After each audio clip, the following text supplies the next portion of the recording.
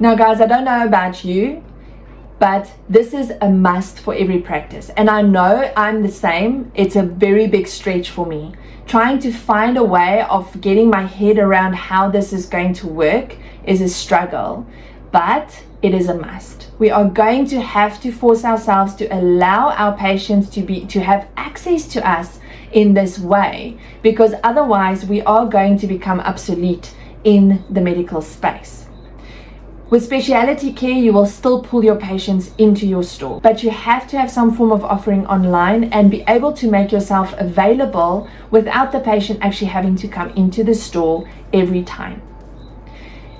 Now, on that note, I want to introduce you guys to a cloud-based software program that I use when it comes to telemarketing.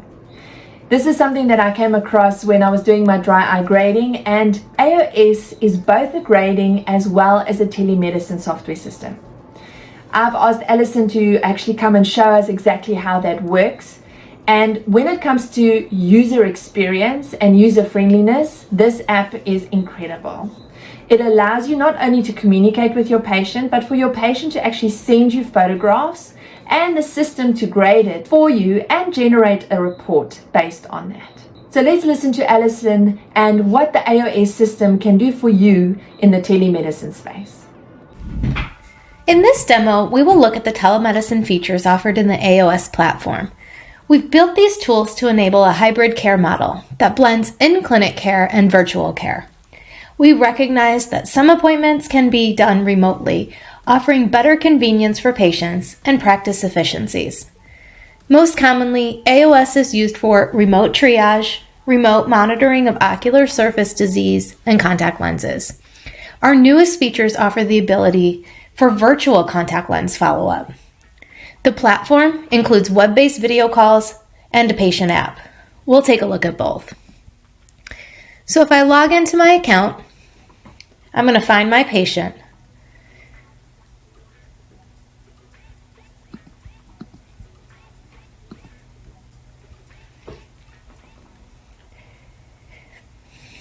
The first thing we'll look at is video calls. To launch a video call, I simply click a button. It's going to open up in a new browser. On the patient side of things, they'll receive an email or a text message with the link to join this call. So I'll go ahead and click Start to launch that call.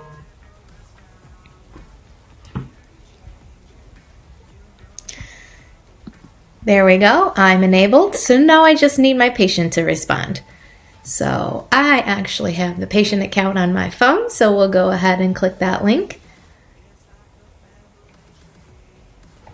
As long as the patient has an internet connection and a mobile device or a computer that enables audio and video, they can join you on that call. So it's very simple and easy. We'll go ahead and click Allow.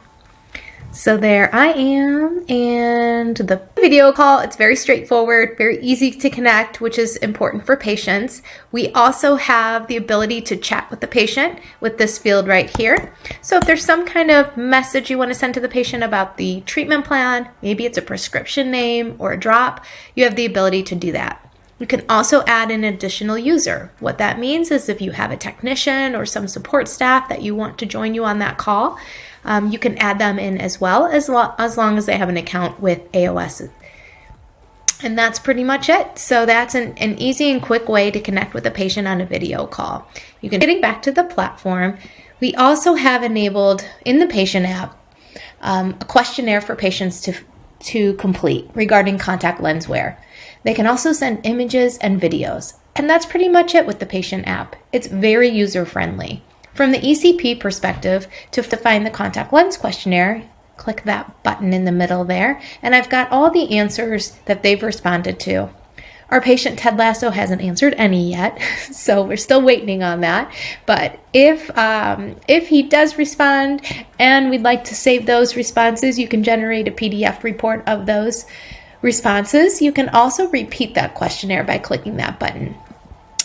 Going back to the patient record, if you want to see what images and videos they have sent in, you can view that in the exam, or you can view that in the image gallery. Patients can safely and securely send images and videos using the patient app. they get some guidance in terms of how to take a good image and a good video. We always recommend using the flash on for good diffuse light, as well as using the back camera, which provides a much higher quality image than the selfie camera. So to look at what images have been sent, we'll pick out a few here that have been sent in via the patient app. Now, because it's connected safely and securely, images and videos will automatically be uploaded to this gallery that they sent. As you see, so let's take a look at this video here. So with the videos, the app itself actually cuts off the video after 10 to 12 seconds. So they're not going to see anything too long. In this particular video, we see the patient wearing a contact lens. So this would be a great way to use the AOS for contact lens follow-up or management. So we can see the movement on eye. When I play that again, I can also slow that down. So we can do that at half speed, quarter speed, or a tenth of the speed. I can also frame forward and frame back. I can pause it. I can see on this point in the video that I can see the toric marker. So this would be a good place to capture an image. It's just going to take a screen grab of that particular frame, and it's going to save that to the gallery.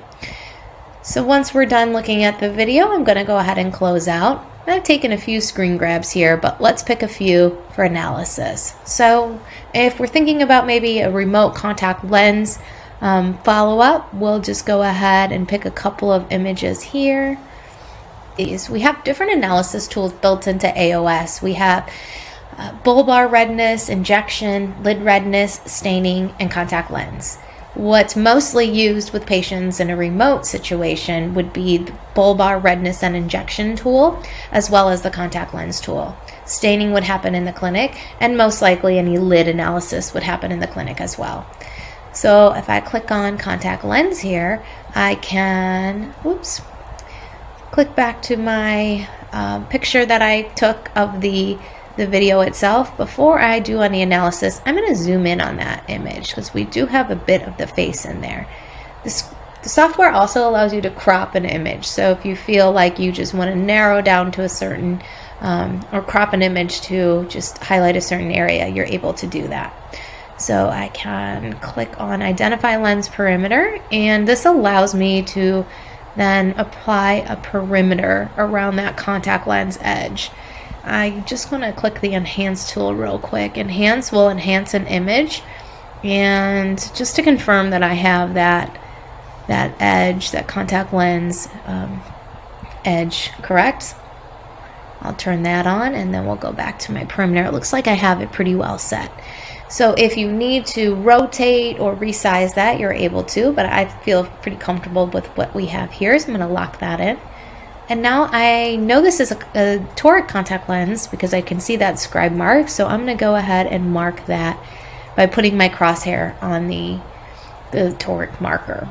So the software will automatically calculate rotation. So in this particular image is -3 degrees.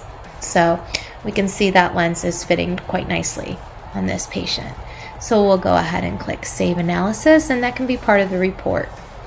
In this way, you can feel confident about the fit of a contact lens. You will be able to see that movement through the video. You will also be able to calculate the fit based on the periphery, and if it's a toric lens, seeing where that scribe marker is landing. So it's a real quick and easy way to assess fit remotely and save time in the clinic. If you're wanting to do any analysis on bulbar redness or injection on the conjunctiva, again, I'm just going to zoom in some on this image, and I'm going to click around the image so we can get an objective number of how that ocular surface is grading in terms of redness and also injection. So it's going to map out any areas of redness for me. So we'll see this visualization in terms of a redness map. It tells me redness in this particular area that I've drawn is a 0.7 and vascularity is 13%. So 13% of the area is covered in blood vessels. So even on a remote image, I can do some quick analysis to make sure that we are the patient is having a healthy ocular surface.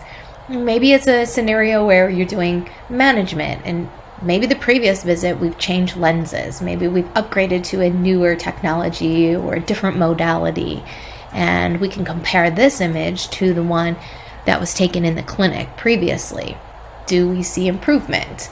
If not, do we need to make any adjustments? So those are a couple of different ways you can use the software. It can also be used for ocular surface management, ocular surface disease in particular, like dry eye. So is the treatment plan working?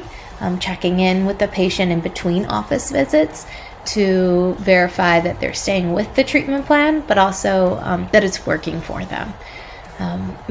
Could be the case of an ocular surface defect, and maybe we're just checking on the progress of that resolution. So you can imagine all the different ways the software can be used for telehealth. Our goal is not just to be a video call software, but to improve confidence with those video calls. And that's where the objective analysis, image enhancement comes in. It really helps build confidence and a new level of clinical care with a telehealth appointment. And that's the